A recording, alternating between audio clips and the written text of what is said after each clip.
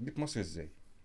جيت في اخر بقى في اول 24 كده، بدات ابقى اعلى بمستوى العربيات عندي في المكان، وادخل بقى مرسيدس، وادخل جراندات، وادخل حاجات بقى ماركات رانجات.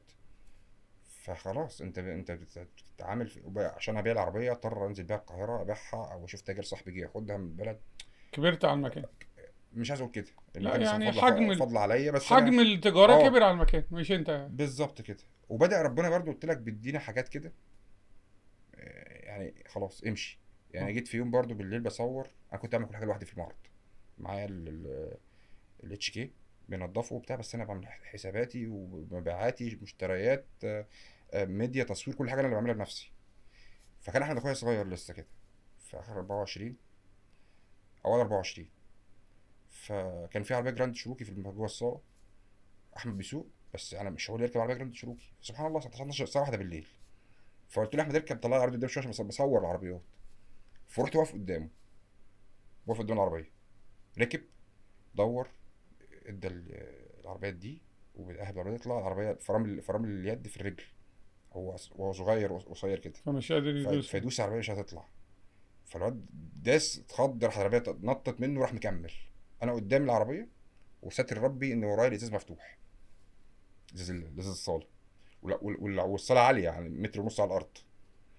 العربيه خدتني على الكبوت، ونزل بيها الشارع. انا بس نطرت بعيد عن العربيه، وكملت، عدت الشارع الناحيه التانيه، عدت الاسفلت الناحيه التانيه. وست ربنا كان طريق الحمد فاضي. لله. حاجه يعني منظر مأساوي. يا ربنا نجاني في الموت القصه دي. حتى الولد نفسه معقد من براندي لحد النهارده. احمد اخويا ده ما ركبش عربيه مم. جراند، ما يجيش قدامها كده، ما يقفش قدامها. دي من ضمن الحاجات اللي خلاص انا قلت خلاص بقى، انا لازم اتحرك. بجانب بقى كان عندي عميل في اي بي، واخويا وصاحبي، صديقي يعني، احمد عبد الجليل. محمد مم. ده اخ ابن ناس، واخ فاضل وصديق. كان عميلي وصاحبي.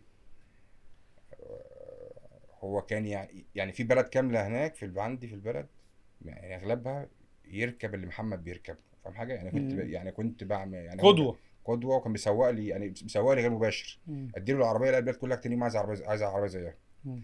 فكنت بايع له عربيه جي كلاس، وجه قال لي عايز ابيعها وبتاع.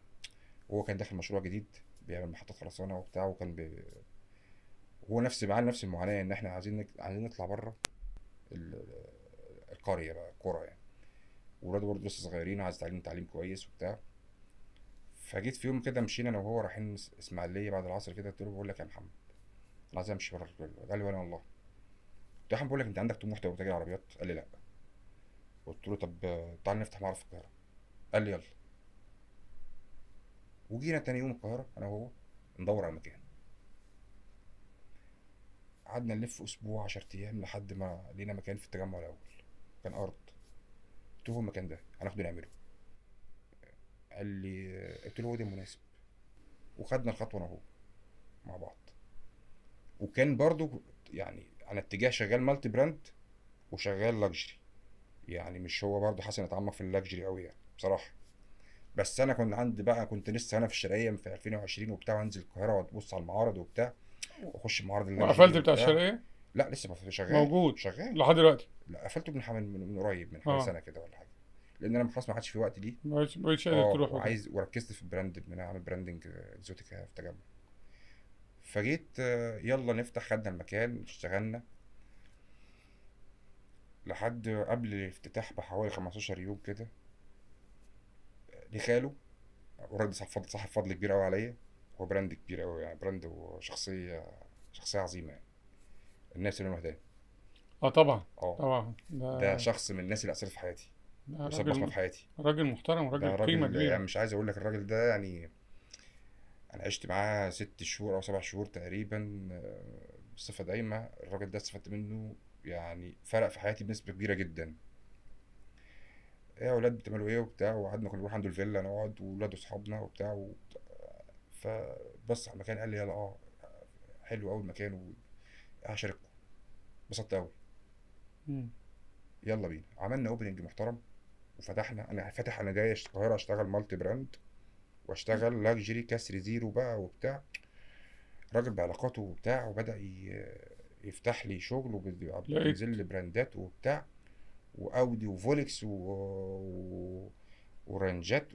بدأت الدنيا في اول اسبوع شغل، وانا ما شاء الله اجتهدت، عملنا بوم.